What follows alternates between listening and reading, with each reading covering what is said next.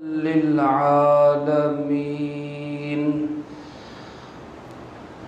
وقال جل سبحانه وتعالى: النبي أولى بالمؤمنين من أنفسهم وأزواجه أمهاتهم. وقال رسول الله صلى الله عليه وسلم: لا يؤمن أحدكم حتى أكون أحب إليه من والده وولده والناس أجمعين. وقال رسول الله صلى الله عليه وسلم: لا يؤمن أحدكم حتى تكون هواه تبعا لما جئت به، أو كما قال عليه الصلاة والسلام. صدق الله مولانا العظيم وصدق رسوله النبي الكريم، ونحن على ذلك لمن الشاهدين والشاكرين، والحمد لله رب العالمين. اللهم صل على سيدنا ومولانا محمد وعلى آل سيدنا ومولانا محمد كما تحب وترضى عدد ما تحب وترضى. يا رب صل وسلم دائما أبدا على حبيبك خير الخلق كلهم، هو الحبيب الذي ترجى شفاعته لكل هول من الأهوال مقتحم.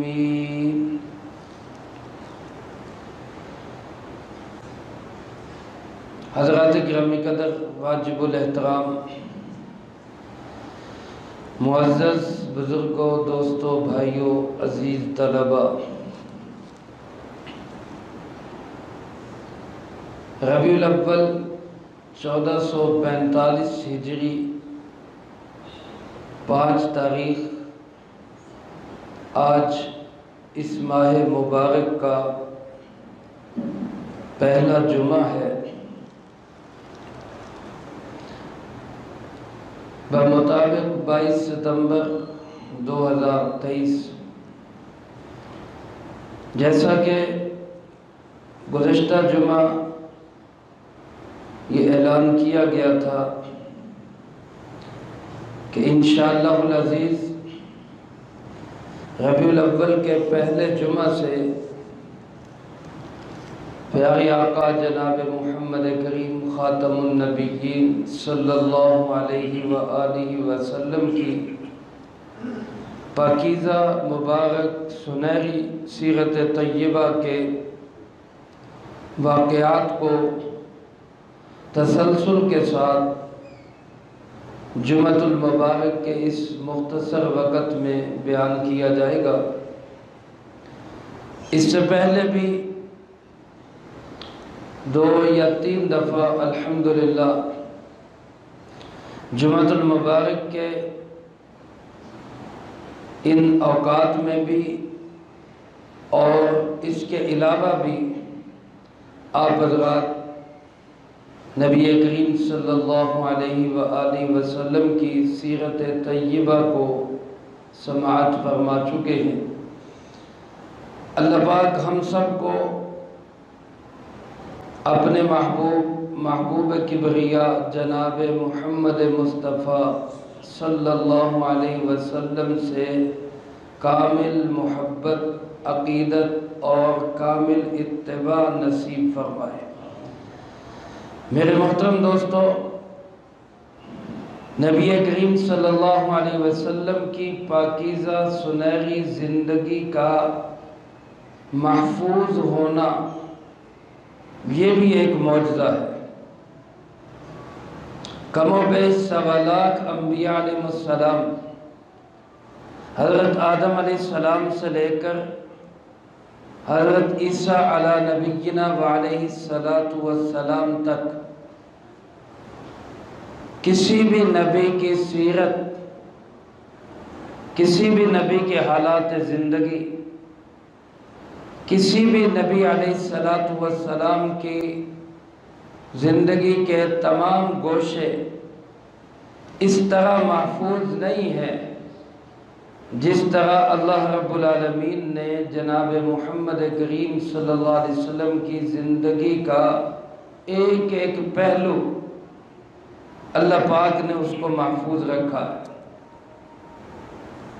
علماء کرام کے ذریعے، سیرت نگاروں کے ذریعے، محدثین کرام رحمہم اللہ کے ذریعے،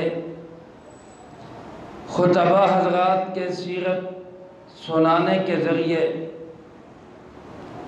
مصنفین نے لکھا، محدثین نے بیان کیا، خطبہ نے سنایا، مدرسین نے پڑھایا، ہم سب نے سنا اور پڑھا۔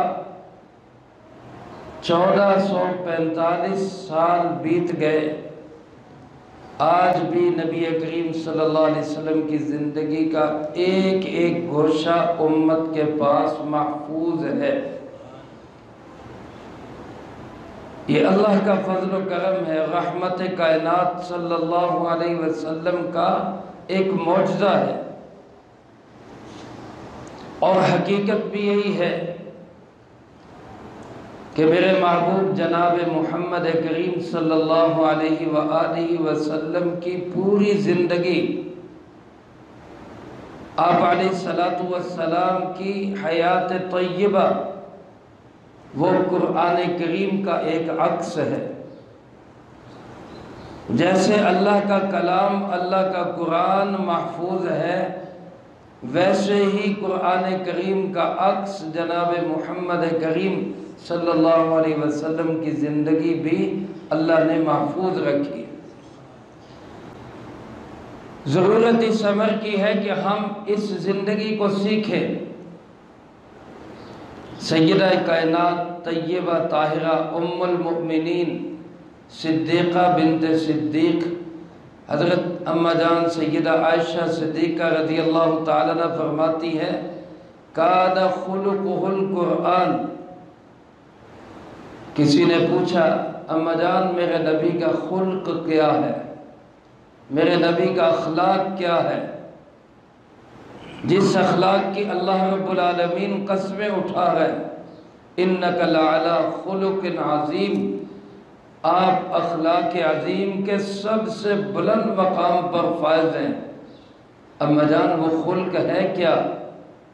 تو کیا خوبصورت جواب دیا اما جان سیدہ عائشہ صدیقہ رضی اللہ تعالیٰ عنہ نے، فرمایا کان خلقہ القرآن، پورا قرآن میرے نبی کا اخلاق ہے، پورا قرآن میرے نبی کا خلق ہے۔ یعنی اگر یوں کہہ لے کہ یہ قرآن کریم گتوں میں بند، کاغذوں میں محفوظ اللہ کا پاک کلام ہے، تو ادھر جناب محمد کریم صلی اللہ علیہ وسلم اسی قرآن کی چلتی پھرتی تفسیر ہے۔ اگر قرآن کریم ایک متن ہے تو اس کی شرح جناب محمد کریم صلی اللہ علیہ وسلم ہے۔ اگر قرآن کریم لکھا ہوا کاغذوں میں محفوظ ہے تو اس کی عملی تشریح اور اس کا عملی نمونہ وہ جناب محمد کریم صلی اللہ علیہ وآلہ وسلم ہے۔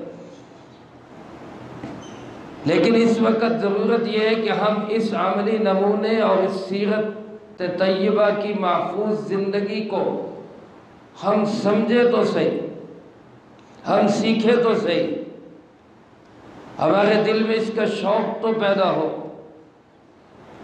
دیکھیں جس وقت صورتحال آپ صلی اللہ علیہ وسلم جس وقت دنیا میں تشریف لائے، معاشرے کی صورتحال کیا تھی؟ آج اس معاشرے کی صورتحال کیا ہے؟ اگر آپ جائزہ لیں تو بڑی حد تک مماثلت ہے آپس کے اندر۔ اس وقت بھی صورتحال یہ تھی کہ عقائد مٹ چکے تھے، ایک خدا کو ماننے والا کوئی بندہ تھا۔ اللہ کے گھر کو جو توحید کا مرکز تھا، بیت اللہ، اس اللہ کے گھر کو بھی بت کدہ بنا دیا گیا تھا، اس توحید کے مرکز کو بھی شرک کا اڈا بنا دیا گیا تھا، وہاں پہ رکھ کے بھی بتوں کی پوجا ہوتی تھی۔ آج ہمارے اس معاشرے کے اندر توہم پرستی، کمزور عقیدگی، اللہ سے نہ ہونے کا یقین اور اللہ کے غیر کے دروازوں پہ بھاگ بھاگ کے جانے والے، توہم پرستی، کچ عقیدگی آج ہمارے معاشرے کے اندر کتنی پھیل چکی ہے۔ اگر اس کا ہم موازنہ کریں تو بڑی حد تک اس کے ساتھ مماثلت رکھتی۔ اللہ کا شکر ہے جناب نبی پاک صلی اللہ علیہ وآلہ وسلم کی دعاؤں پیشین گوئیوں کا نتیجہ ہے آج بھی ایک جماعت ایسی ہے اللہ کی توحید کے پرچم کو بلند کیے ہوئے ہے، ورنہ معاشرے کے اندر آپ کو شرک کی بہت ساری صورتیں نظر آتی۔ اور اگر عبادات کی طرف آئے تو ہماری عبادات کے اوپر نام و نمود اور شہرت کا زنگ لگ چکا ہے۔ آج نمازیں پڑھی جا رہی ہیں، حج کیے جا رہے ہیں، زکوٰۃ ادا کی جا رہی ہیں، روزے رکھے جا رہے ہیں، عبادات کی جا رہی ہیں، تہجد پڑھی جا رہی ہے، رات کو ذکر و اذکار کرنے والے موجود ہیں، لیکن الا ماشاء اللہ اس کے اوپر شہرت، نام و نمود اور دنیا طلبی، ہوس اور ہرس کے سائے اس کے اوپر منڈلا رہے، اور اس کا زنگ اس کے اوپر چڑھ چکا کہ ہماری عبادات جو خالص اللہ کی رضا کے لیے ہونی چاہیے آج وہ رنگ نظر نہیں آ رہا، اسی طرف جا رہی ہے ہماری معاشرتی زندگی۔ اور اگر معاملات اٹھا کے دیکھیں تو اس میں تو بیڑا غرق ہو چکا ہے۔ اللہ کے محبوب صلی اللہ علیہ وسلم کا کوئی خطبہ اس حدیث مبارک سے خالی نہیں ہوتا تھا الا قلیل۔ اللہ کے محبوب ہر خطبے کے اندر صلی اللہ علیہ وسلم یہ جملہ ضرور ارشاد فرمایا کرتے تھے، لا ایمان لمن لا امانۃ لہ ولا دین لمن لا عہد لہ۔ اس شخص کا کوئی ایمان نہیں ہے جس کی زندگی کے اندر امانت داری نہیں ہے، اس شخص کا کوئی دین نہیں ہے جو اپنے وعدوں کی پاسداری نہیں کرتا۔ آج ہمارے معاملات میں دیکھ لیں امانت دیانت کا فقدان ہے۔ آج ہمارے معاملات میں دیکھ لیں کہہ کر مکر جانا اس کو ایک عزت سمجھا جاتا ہے۔ آج ہمارے معاملات میں دیکھ لیں دھوکہ دہی کو ایک فن سمجھا جاتا ہے۔ آج ہمارے معاملات میں دیکھ لیں چال بازی کو، مکاری اور عیاری کو عقل اور دانش اور ذہانت سے تعبیر کیا جاتا ہے۔ آج ہمارے معاملات کو دیکھ لیں تو اس میں امانت، دیانت، صداقت، شرافت اس کا بالکل فقدان ہو چکا ہے۔ شاید اس معاملے میں ہم زمانہ جاہلیت سے بھی 4 قدم آگے جا چکے ہیں۔ اور اگر معاشرت کی طرف آئیں، رہن سہن اور زندگی گزارنے کی طرف آئیں تو آج میرے عزیز دوستو ہمارا معاشرہ ایک ایسا جانوروں والا معاشرہ بن چکا ہے کہ جس میں ساتھ بیٹھا ہوا آدمی اپنے ساتھ بیٹھے ہوئے آدمی پہ اعتماد کرنے کے لیے تیار نہیں۔ آج ایک پڑوسی اپنے پڑوسی سے اس کی عزت جان و مال محفوظ نہیں۔ آج سگے بھائی بھائی ایک دوسرے پر اعتماد کرنے کے لیے تیار نہیں ہے۔ آج بیٹا باپ کے دست و گریباں ہے تو باپ بیٹے سے جان چھڑانا چاہتا ہے۔ آج ہماری معاشرتی زندگی ایسی بن چکی ہے کہ شاید حیوانوں کی بھی ایسی زندگی نہیں ہے، عزتیں محفوظ نہیں ہے، ماں بہن بیٹی کا تقدس، حیا اور شرم محفوظ نہیں۔ آج ہماری اس معاشرتی زندگی کے اندر ہم ایک دوسرے کے لیے سانپ اور بچھو بنتے جا رہے ہیں۔ یہ آج کے معاشرے کی زندگی اور ایک تصویر آپ حضرات کے سامنے میں عرض کر رہا ہوں، ورنہ جو کچھ ہو رہا ہے وہ آپ مجھ سے بہتر جانتے ہیں۔ اخلاقیات کی طرف آئیں تو ہماری اخلاقیات کا جنازہ نکل چکا۔ بد اخلاقی کے اس وقت اعلیٰ درجے پر ہم لوگ فائز ہونے جا رہے ہیں۔ انسانیت اس قدر ہمارے دل دماغ سے نکل چکی ہے کہ شاید ہماری حیوانیت کو دیکھ کر حیوان بھی کہتے ہوں گے کہ ہم اچھے ہیں کہ حیوان ہیں، انسان نہیں۔ گویا جو معاشرے کی تصویر آج ہم اپنی آنکھوں سے دیکھ رہے ہیں، یہ وہ تصویر ہے جو اس وقت زمانہ جاہلیت میں تھی، بالکل وہی ہے، یا بالکل وہ نہیں تو اس سے 19-20 کا فرق ہوگا، اور ہو سکتا ہے کہ کچھ معاملات میں ہم 20 پہ ہوں اور وہ پیچھے 19 پہ ہوں۔ اس معاشرے کو اور اس ماحول کو اور ان انسانوں کو کس نے راہ ہدایت دی تھی؟ اندھیروں سے نکال کے روشنی میں کون لے کر آیا تھا؟ ان کو ظالموں سے نکال کر صالحین کی صف میں کس نے کھڑا کیا؟ ان شب کے ڈاکوؤں کو تہجد گزار کس نے بنایا تھا؟ لوگوں کی عزتوں لوٹنے والوں کو بچیوں کے سروں پہ حیا اور شرم کی چادر رکھنے والا کس نے بنا دیا تھا؟ آپس میں ایک دوسرے کے خون کے پیاسوں کو کس ذات نے اتنی محبت، اتنا ان کو جو ہے آپس میں ان کو محبت قائم کر دی تھی، اور ان کو آپس میں اس قدر ملا دیا تھا کہ وہ مرتے مرتے بھی ایک دوسرے پہ جان قربان کرتے ہوئے وہ جا رہے ہیں۔ ان کو اس معاشرے کی زندہ تصویر کس نے بنایا کہ جب اللہ پاک فرماتے اذ کنتم اعداء فألف بین قلوبکم فاصبحتم بنعمتہ اخوانا، تم آپس میں دشمنی کی عروج اور بلندیوں پر پہنچے ہوئے تھے، اللہ نے تمہارے دلوں میں محبت ڈالی اور تم آپس میں ایسے بھائی بھائی بن گئے کہ سگے بھائی بھی اتنی محبت نہیں کرتے جتنی تمہاری محبت پیدا ہو گئی۔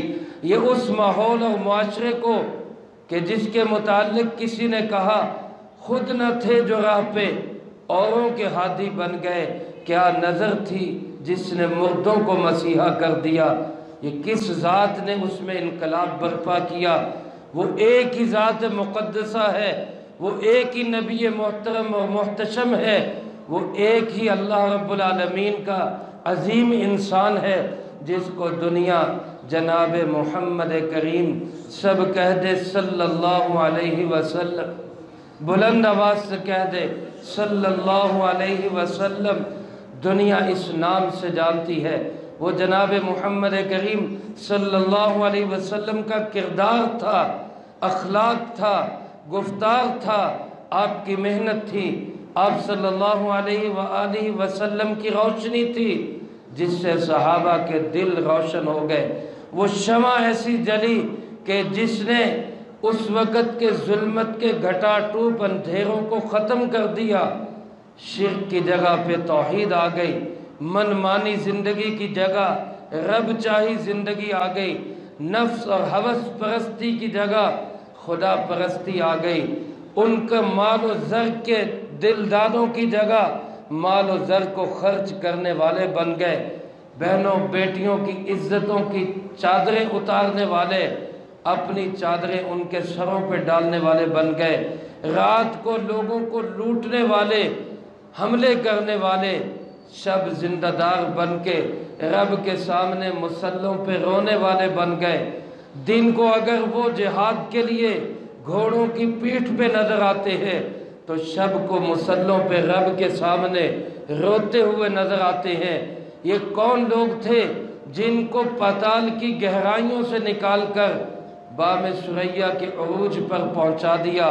کون لوگ تھے جس پہ کوئی حکومت کرنے کے لیے تیار نہیں تھا لیکن اللہ کے محبوب نے ایسی قیادت کی، ایسی سیادت کی، ایسی رہنمائی کی، ایسا ان کو کندن بنایا کہ رب بھی کہنے لگا اولئک ھم الراشدون، یہی تو ہدایت یافتہ ہیں، اولئک ھم الصادقون، یہی تو سچے ہیں، فإن آمنوا بمثل ما آمنتم به، ان جیسا ایمان لاؤ گے تو کامیاب سمجھے جاؤ گے۔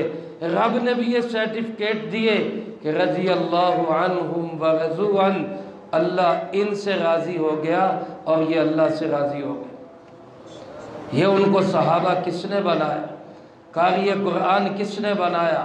ان کو شب زندہ دار کس نے بنایا؟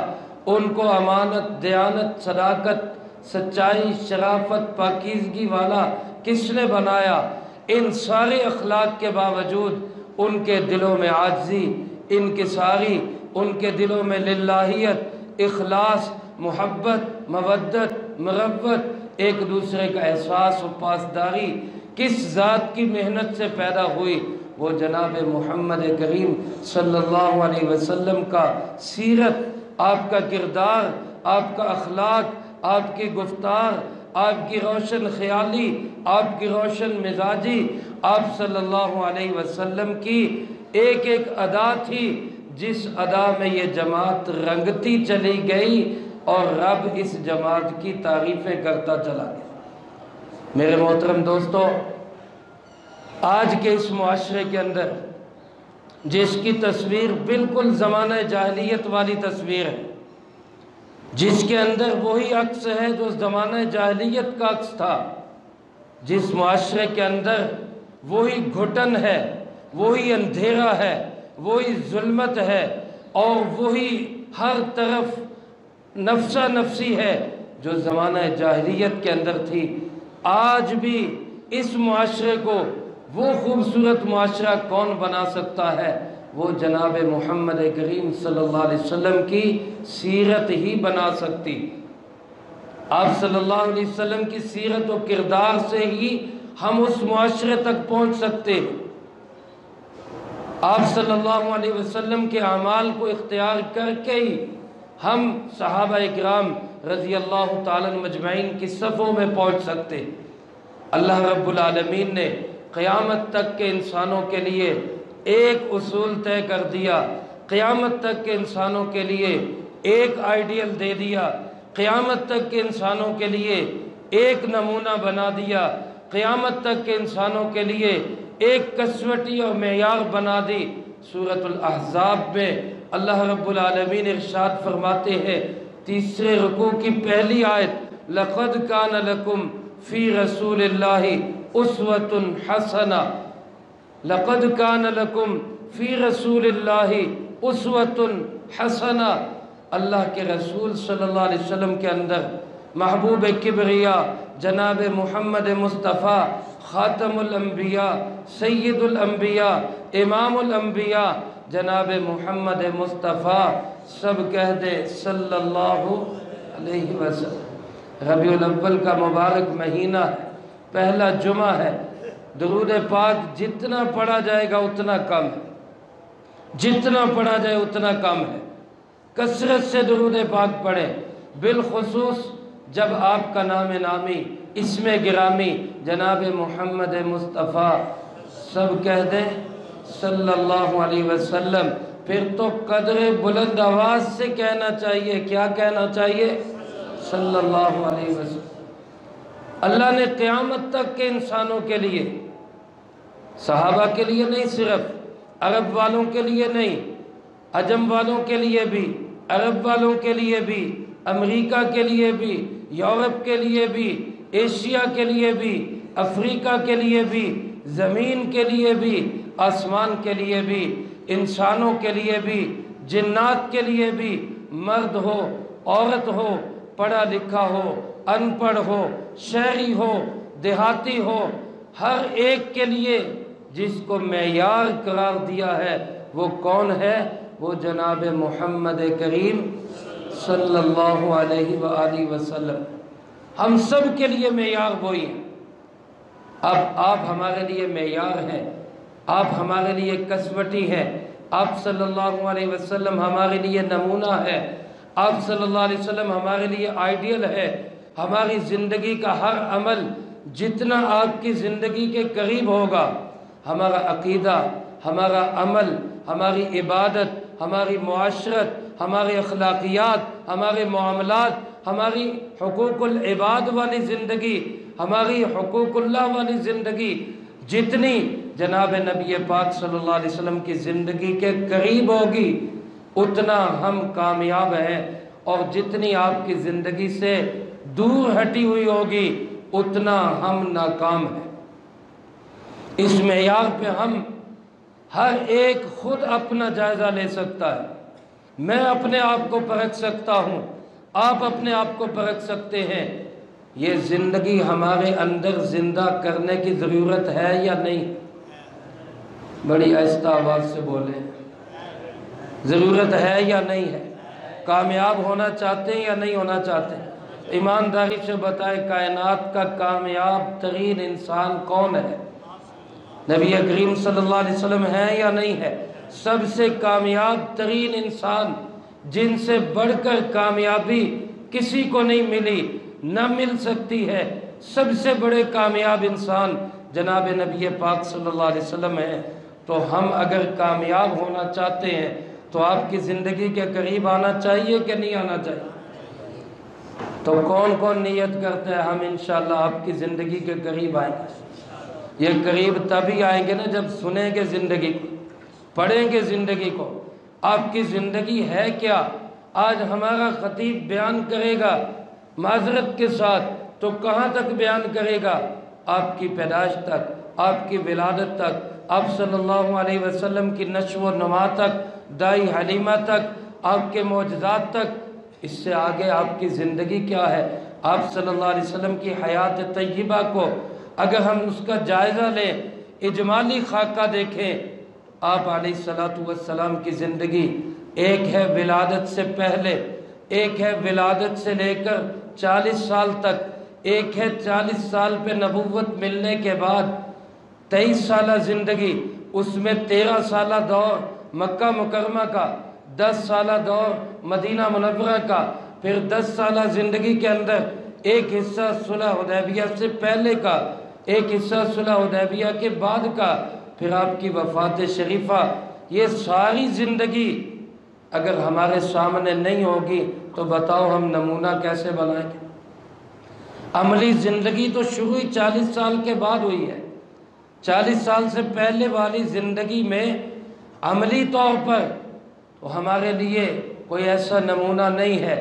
ہم یہ نہیں کہہ سکتے کہ آپ صلی اللہ علیہ وسلم کی چہرہ مبارک کیسا تھا، آپ صلی اللہ علیہ وسلم کے دندان مبارک کیسے تھے، آپ کی ابرو مبارک کیسی تھی، آپ کی آنکھوں مبارک میں ایسی روشنی تھی، آپ کے دندان مبارک میں ایسی روشنی تھی، آپ کے بالوں میں ایسا نور تھا۔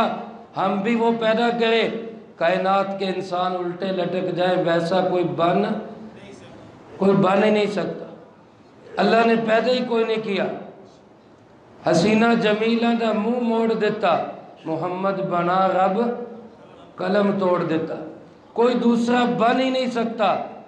ہمارے لیے جو عملی زندگی ہے وہ تو شروع 40 سال کے بعد ہوتی، نبوت ملنے کے بعد شروع ہوتی ہے۔ 23 سالہ دور ہے جس کے اندر معاملات ہے، معاشرت ہے، اخلاقیات ہے، جس کے اندر کافروں کے ساتھ کیسے سلوک ہے، یہ سیکھنے کی چیزیں ہیں جس کا آج ہمیں پتہ ہی نہیں۔ تو ہم پتہ کرنا چاہتے ہیں یا نہیں کرنا چاہتے؟ سیکھنا چاہتے ہیں یا نہیں سیکھنا چاہتے؟ کتابیں پڑھیں گے، ہمارے پاس وقت نہیں۔ سیرت کی کتابیں پڑھنی چاہیے، مطالعے میں رکھنی چاہیے۔ کوئی ایک مستند سیرت کی کتاب روز تھوڑا تھوڑا اللہ کے نبی کی زندگی کو پڑھنا چاہیے۔ اگر نہیں پڑھ سکتے تو کم سے کم جمعہ کے لیے تو جلدی آئیں، اپنے نبی کی زندگی سن لیا کر۔ یہ تو سنیں گے کہ نہیں سنیں گے؟ 12:50 پہ آپ تمام حضرات جتنے اب یہاں موجود ہیں، ہجے تسی ادھے آئے ہو، ادھے ہجے آنے ہیں خطبے تک۔ ہمارا حال یہ ہے، پھر کہندے مولوی سانو سیدھی راہ نہیں دس دے۔ وہ مولوی تو دس دے بیچارہ، تسی آندے کدو سنن واسطے؟ آتے اس وقت گھر بیٹھے گھڑی دیکھ رہے ہیں جناب، اور کئی آواز سن رہے ہیں جدوں اذان ہونی نا اتلے سپیکر ادوں نکلا کے مسجد، لیکن چلو جتنے یہاں موجود ہیں ماشاءاللہ اللہ کے نبی کی محبت میں آپ تشریف لائے، یہ 100-150 کا مجمع جو موجود ہے یہ تو نیت کر لے کہ انشاءاللہ آئندہ جمعہ 12:50 سے لے کر جمعے کی نماز تک پورا وقت ہم مسجد کو دیں گے انشاءاللہ، اپنے نبی کی زندگی کے پورے حالات سنیں گے، ہم آپ کی ولادت سے پہلے کے حالات بھی بتائیں گے، ولادت کے بعد کے بھی بتائیں گے، بچپن بھی بتائیں گے، لڑکپن بھی بتائیں گے، جوانی بھی آئے گی اور نبوت ملنے کے بعد کی زندگی بھی آئے گی، ترتیب کے ساتھ انشاءاللہ پورا سال بھی لگ جائے تو انشاءاللہ جمعے میں ہم سیرت ہی سنیں گے، انشاءاللہ سیرت ہی سنائیں گے، کہو انشاءاللہ آؤ گے انشاءاللہ 12:50 پہ، ایک ایک کو ساتھ لے آئیں تو انشاءاللہ نیچے بھی مسجد فل ہوگی، اوپر بھی مسجد فل ہوگی۔ اگر آپ عمل کریں گے اللہ کے محبوب کی زندگی ہمارے سامنے ہوگی تو انشاءاللہ اللہ ہمیں محبت بھی نصیب فرمائے گا، عمل بھی نصیب فرمائے گا۔